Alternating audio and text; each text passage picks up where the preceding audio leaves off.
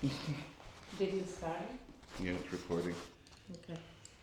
But just keep an eye on it just to make sure that it's continuing to record. All right, well, thank you so much for meeting with us. I know it's been a lot of going back and forth, but I appreciate you You're taking the welcome. time. You're welcome, of course. So let's just say, and you could just look at me. You don't have to look at the camera because it'll be like, you've done this before. Can you just lift it up a little bit? Lift the Okay, camera good, up? good, good. Yeah, okay, I'll stay back. So, Yeah. okay, so first of all, let's just tell us your name and what your role is. Vladimir Perić, curator of Nikola Tesla Museum. Excellent. Okay, so let me get the first question.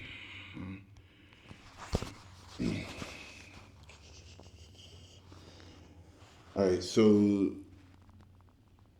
Nikola Tesla Museum houses over about 160,000 original documents and personal belongings. Is that about right? Yeah, it's the most important thing. It's archive. It's more than 160,000 documents, papers, photographs, and all bunch of everything. And it's in 2003. It was named. It's a UNESCO World Heritage Site. heritage site, and it's part of archive is a memory of the world. It's the highest rank of protection by UNESCO. Wow, yeah, I actually made a note of that. UNESCO recognized collection. Yeah, Exactly. that's pretty cool.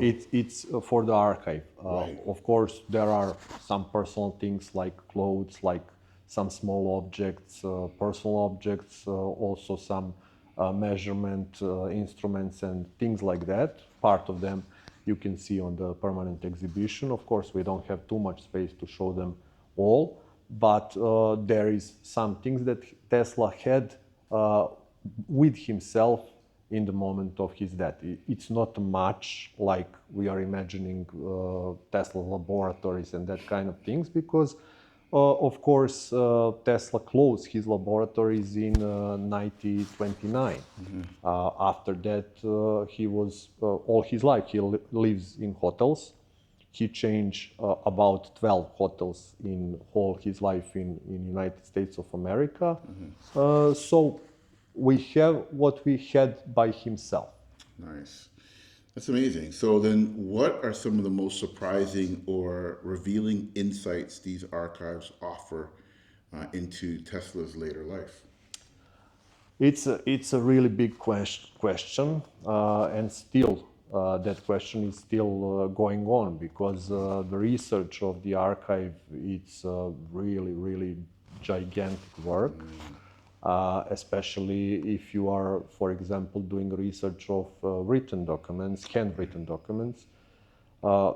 Like we said, that number is really big. So we are, of course, trying to move a little bit, but it's a small steps. So you have, for example, some moments that you reveal something, not that often. It's now we have like, let's say, about 4 and 5 biographies all around the world that are really good.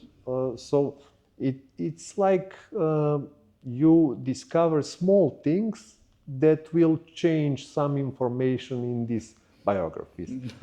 That is for us, for researchers and museologists, that is important. Of course, when you are just a listener or a reader of or a visitor, you don't pay attention much on these things. You pay attention on the big stories, especially idea of wireless transmission of energy and that kind of things, Long Island project.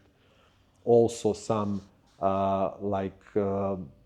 famous death ray or some kind of things that are popular for people, conspiracy theories and that kind of things. Usually we like always to set them, we are a museum, we are doing with what we have. We cannot work with something that we don't have a proof. Right. Okay. Fair enough. Yeah. So, this is going into, well, you probably can't. Well, maybe we'll see. What specific details do the archive documents and notes disclose about Tesla's unbuilt or unpatented inventions? That's a really difficult question because There's so much. yeah, there is, but it's interesting, of course. There is, for example, Long Island still stands like a mysterious project. We know a lot about the idea, what Tesla planned, and what was his theory, how it could be working. Of course, scientists still are like two sides. It cannot be done or it could be done. We never had in recent history, we didn't have any experiments like Tesla was building. Everything is just a theory. But what is interesting for us here, that for example you have that big project and really important, that's most important project for Tesla, his biggest project, never finished, his dream. And the point is that when you look the archive for the Long Island project, if you are understanding the story and everything, you see that a lot of missing. And the point is that we cannot know if maybe missing something at the beginning of founding the museum and that kind of things, or what is also characteristic for Tesla, he have a lot of in his mind, and he was trying to protect his knowledge and everything, always afraid of some kind of, especially because many times he was told. Yeah. So he built that kind of, how to say, that kind of documentation that is not so easy to read and not so accurate. It's like all decoded, kind of like, yeah. Something like that. Also, not like I said, for Long Island project, you really see that lots of documents are missing, or you are understanding that it should be documentation, but maybe Tesla held in his head all these informations, or they are somehow missing. Also, what was one practical example you've seen in the permanent exhibition, remotely controlled boat. Yeah. For example, that model that you've seen there is the only one in the world for now. Nobody built something like that. It's a combined working model that shows first remotely controlled device and also the additional invention of Tesla that he put in his remotely controlled boat 2 years or 3 years after the first one, logical AND gate. Logical AND gate, like all logical gates, are cornerstone for informatics and robotics. So it is, for example, some of the inventions that is really important. What I want to say, like an example of the papers and that kind of engineers that built that boat, they are, of course, took the documentation and started working by these documents. And it didn't work. And then they are realizing, okay, maybe Tesla was put into documentation some informations to protect his inventions. So let's try with our knowledge of today to figure out how this device should be working. So they built in that kind of way and it worked. So could be interesting example how Tesla was function with his archives and documents. That's interesting. I love that. So we don't know if he's leaving it out on purpose, or because he's had some people, which we could talk about, that actually tried to steal some of his things for sure, or his ideas rather. But just quickly on the Long Island project, that just sounds like the name of a movie. What was that? Because we talked about that in the video downstairs, and someone was funding it, and then he pulled his funding. Yeah, Yeah. yeah. JP Morgan. JP Morgan, that's right, was yeah. the main financier. Yeah. So what was the purpose of that? Because I heard it in the video, but just so we can just kind Yeah, of quickly. the whole point is it's of course Tesla of course made a lot of mistakes in that moment. There are many different historical, economical, and political circumstances in that moment that make the story end like that. The point is, J.P. Morgan did want to be financier and gave Tesla certain really big amount of money. Usually, it's always people know that kind of story, but usually people don't know that Tesla also put all his money into that project. First really big mistake that Tesla made, usually when you get some kind of fundings, you are like owner, you are 51% owner. Tesla wanted to show appreciation to JP Morgan and gave him 51%. That's the first mistake, really important for years after. Really big moment happened when Marconi, we like to say, invented radio and sent signal over the Atlantic. Also, at the beginning, Tesla didn't say to Morgan that he wants his idea is to send wireless transmission of energy. He was just saying that it's a system for how he called it world wireless system of sending signals, messages, images, and music, which sounds also interesting because now with the internet and smartphones we are doing that. But he didn't never at the beginning he was keep hiding the idea of sending the energy. By the way, just to go back a little bit on Marconi, in 1943, the Supreme Court of United States decided that Tesla and that Marconi took Tesla's and two other scientists' patents to make the radio. And that's just stay for history. Of course, in that moment, it was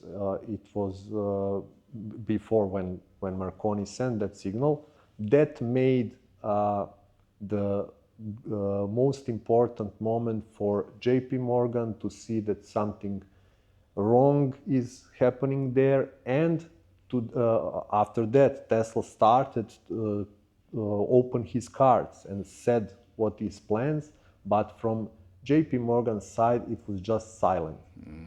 So we don't have exact proof why JP Morgan stopped founding us, especially because Tesla was it was economical moment, a little bit crisis and everything. Tesla was asking more money and that kind of things, but there was no communications. In that moment, Tesla was still very famous and got lots of rich friends, like John Jacob Astor and that kind of friends, and he could maybe got some other fundings. But let's back on this 51%. You cannot put some money into project without JP Morgan's permission. And there was just silent on other side. So in 1906, the project was stopped. And that gigantic project, when you stop that kind of project, you just go to bankrupt. Tesla got broke. Also, by some researchers, he got really serious nerve breakdown. And after that, he just trying until his death, he was trying to, of course, he, for example, after the Long Island project, he started working in machine engineering. Also, there are many inventions, but never something revolutionary that could give him that amount of money that he came back on that giant project. Wow. Incredible. Okay, so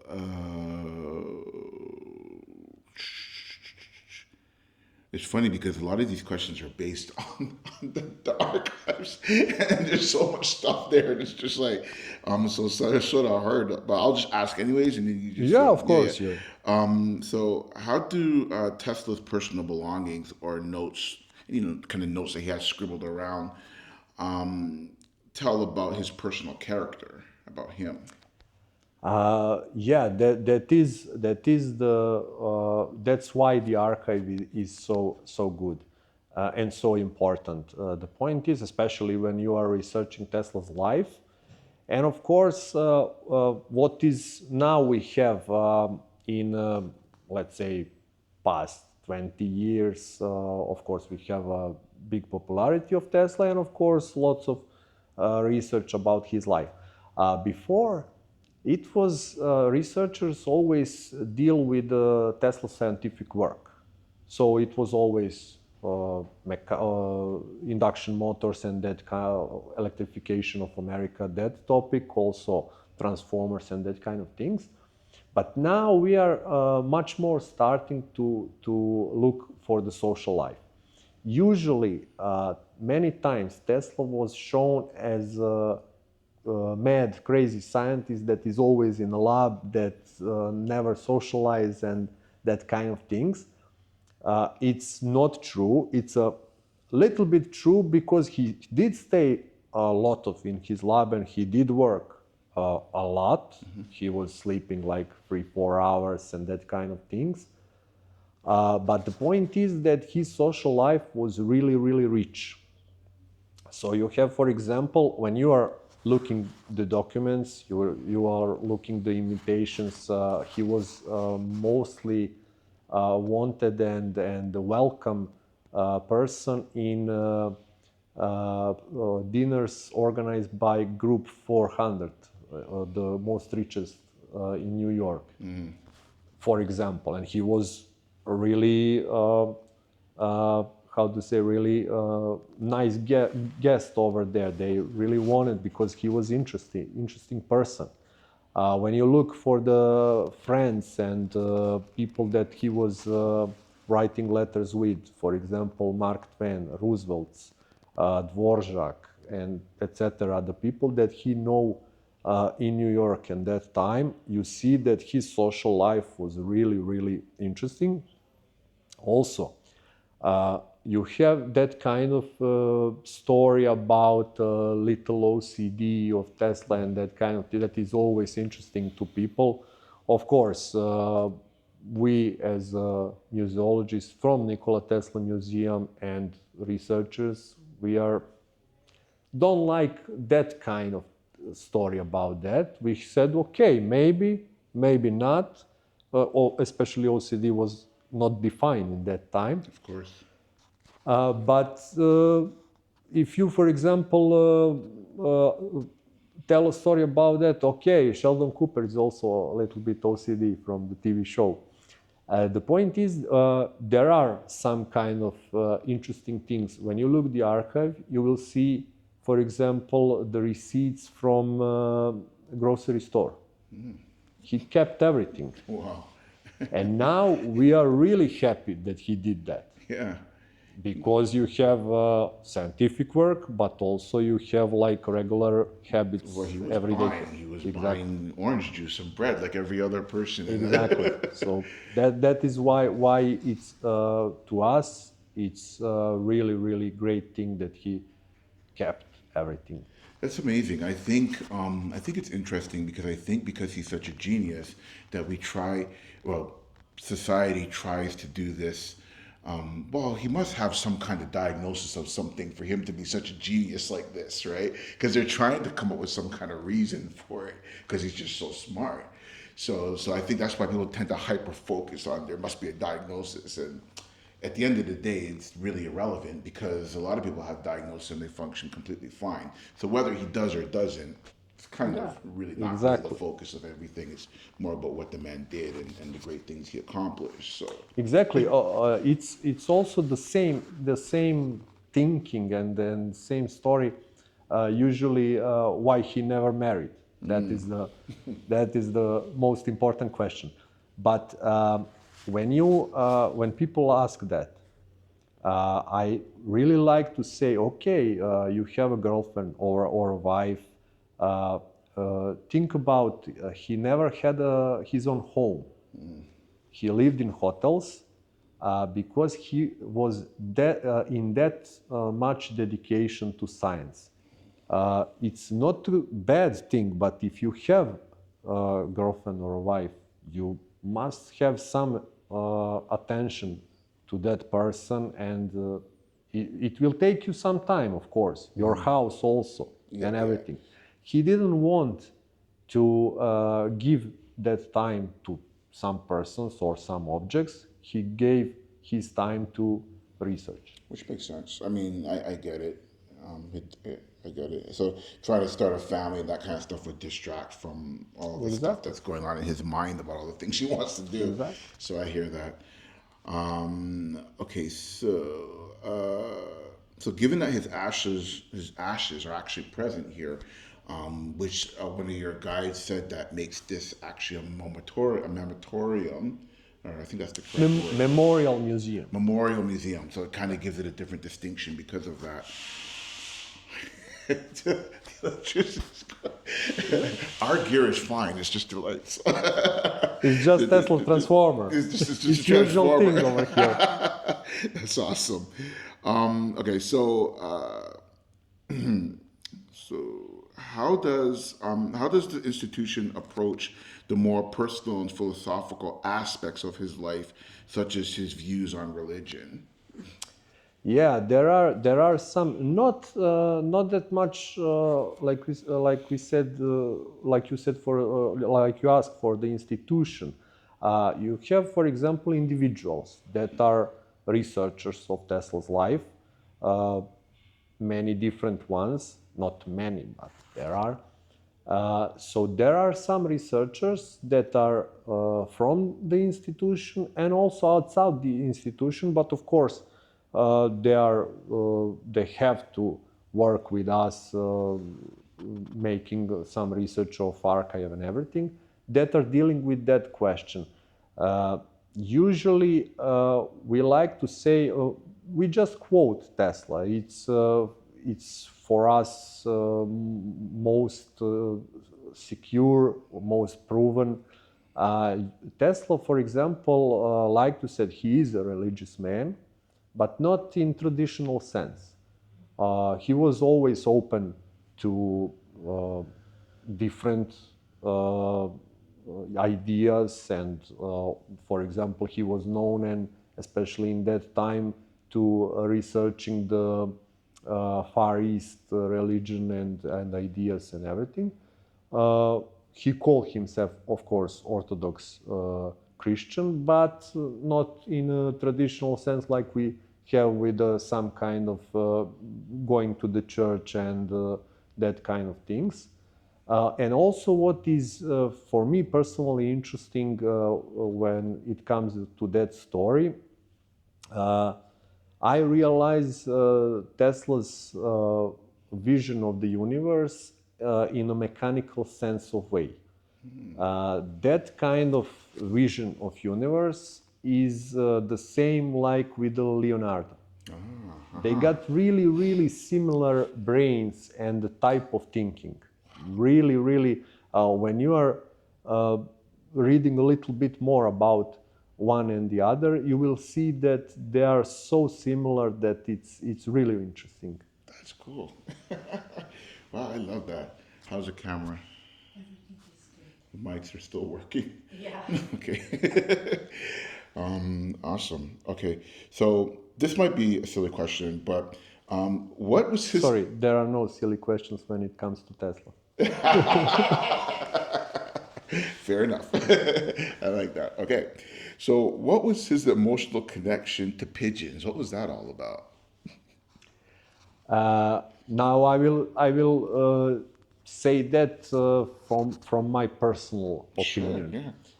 The point is that I see that as like you see some old people in a park that like to feed pigeons. Of course, the point is that first biographer of Nikola Tesla, John O'Neill, he was really big influence with his writing. Of course, now many years after that biography, it's a biography from 1943 or 1942, I think 1943. Many years after that, of course, we know that there are many mistakes in that book, many maybe just a little bit romantic stories and that kind of things. But also, John O'Neill was a really strong authority because it's the only biographer that really knew Tesla, really met him. Interesting, okay. So the point is that he first started with that kind of a little bit romantic story about certain pigeon that is in a Tesla's room, and he's feeding that pigeon and that kind of thing. So he got some explanation that after that people took like I don't know, they put it in a really too romantic story about the relationship with the pigeon. When I read that and everything else, I just cannot see that in that kind of story. Of course, he liked. For example, he had many problems in the hotel with the hotel management because he was feeding pigeons. Because they are coming to the room and on the window and everything. So there was a lot of problems. So there was, of course, some relationship with these animals, but not in the sense that people put it from John O'Neill's book until these days. Excellent. And that's the reason why I like that I could come to you and ask these kind of questions so we could kind of set the record straight on some things, because I mean, every single time I speak to somebody, something about pigeons always comes up. So I'm just kind of like, what is up with that? So I'm glad the way you explained it makes sense completely. Yeah, it's usually, as you know, the world is like that. The world, especially world today, it's pretty much sensational.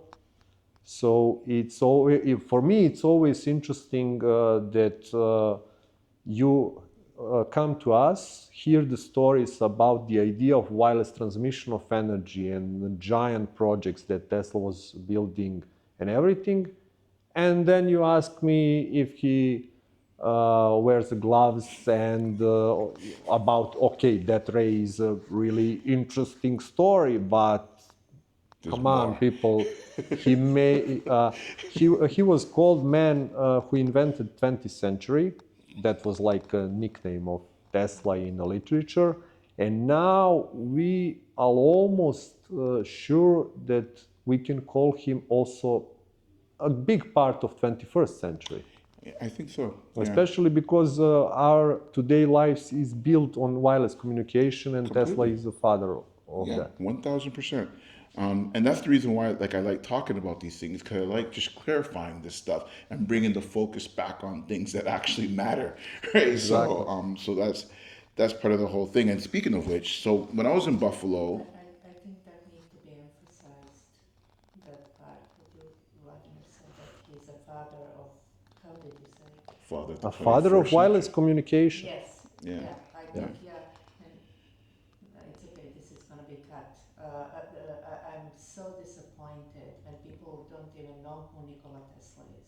And there is a situation like that. Yeah, especially because you have, for example, usually Tesla scientific work, you can divide that into three topics. So you have induction motor, whole usage of alternating current, and the whole energetic system that we have still today it's like a biggest success of Nikola Tesla. You have high frequency and high voltage electricity, which is Tesla transformer and that kind of things. And